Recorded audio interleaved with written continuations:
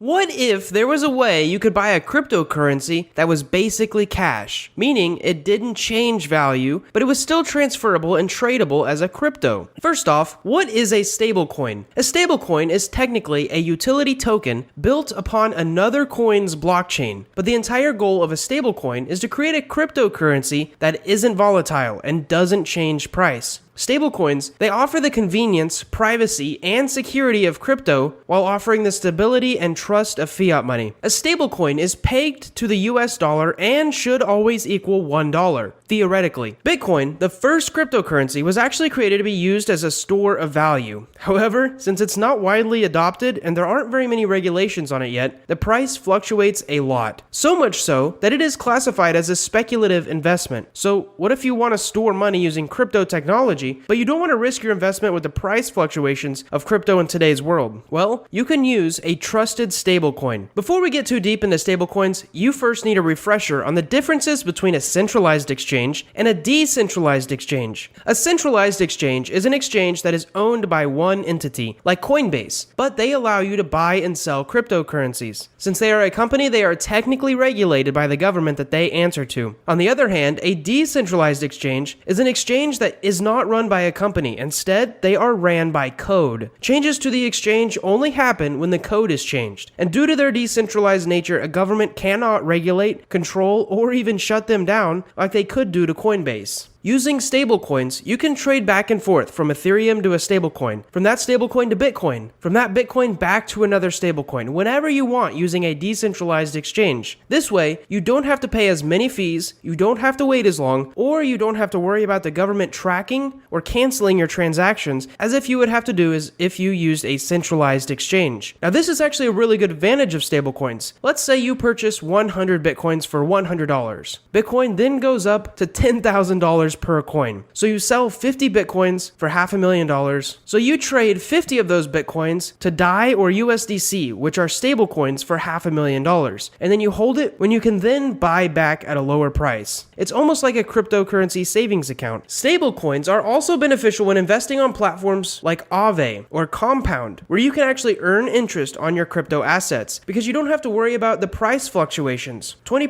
APR on Ethereum does not matter if Ethereum drops by half. However, 20% APR on your USDC stablecoin is delicious. Moving on, we're going to move into some technical stuff. How do stablecoins work? Well, mainly they work in two different ways: collateralization, or through algorithmic mechanisms, also known as smart contract manipulation. Those were a lot of big words, but we're going to break it down for you. First off, fiat collateralization means that each coin is backed by something. In most cases, that is one US dollar. In some, though, it's other countries' currencies like the euro, or even gold. Tether is in fact one of the most major companies that released their USDT stablecoin using fiat collateralization. Now, there are some rumors that they do not have a dollar for every USDT that they have minted, kind of like there's rumors like you haven't subscribed yet, but we'll get onto that later. The pros of a fiat collateralized stablecoin is that they are quite stable, much more than the alternative. However, they do have problems. The first is that the money required to put up for each USDT cannot be invested. This could mean millions of dollars for that company that are not earning interest. Another problem is someone at the company could embezzle or steal a bunch of that collateral. And one last problem, specifically that Tether faces, is that it's very difficult to prove that you own the total amount of collateral. Let's move on to the second method, because as an alternative to the fiat collateralization method, some stablecoins are controlled by smart contracts. Some people call this algorithmically pegged stablecoins. Now, the benefit of this method is that it is very easy to audit. You just take a look at the smart contract code. Another benefit is that there's no physical assets to steal. However, some of the problems can seem much worse. Smart contract controlled stablecoins are usually much more volatile, simply due to how they work. What they do is they must manipulate the supply of their coins to adjust the price. Now, the algorithm differs among each stablecoin, but there are three main algorithms. One changes the amount of coin in your wallet each time that you check it, so that the value stays roughly the same, $1. The second system uses a money printer and a bond reward system to adjust the price to $1. A third is very similar to the second, however, it uses something called coupons. How do you buy a stablecoin? In short, stablecoins are bought and sold on exchanges, both centralized and decentralized. It's very easy to buy Tether or DAI or USDC on a centralized exchange like Coinbase or Gemini. Another method is you could buy something like Ethereum on Coinbase, transfer it to your private wallet, and then use a decentralized exchange like Uniswap and trade that ETH into a stablecoin. Now it's time to be a little more pessimistic around the topic of stablecoins. While stablecoins do have good traits around them, there are a few things that you should think about before fully ditching your savings account and tossing all your savings into a stablecoin. First is the lack of insurance. When you put your money into a bank, savings, or checking account, it is actually insured by the government, at least if you're in the USA. Some banks are FDIC insured, meaning they'll repay up to $250,000 worth of money that is stolen or lost from the bank to you. Stablecoins do not have this advantage yet. If a company that started and is operating that stablecoin goes bankrupt, then you'll most likely lose all of your investment and be left empty-handed. Secondly, we have to bring back up the collateralization issue. Remember how we said that there were rumors that Tether may actually not be backed by true cash? If they aren't, and that scares people, the price could fluctuate a lot. It could even cause it to be unpegged to $1 because Tether is only worth what people think it is worth. And right now, that is $1. If the belief changes, then the value changes. So coming to a conclusion, stablecoins are a great advancement for cryptocurrencies at the current moment, and we're excited to see where they go from here. If you're putting your money into them, we recommend to be cautious and as always do your own research.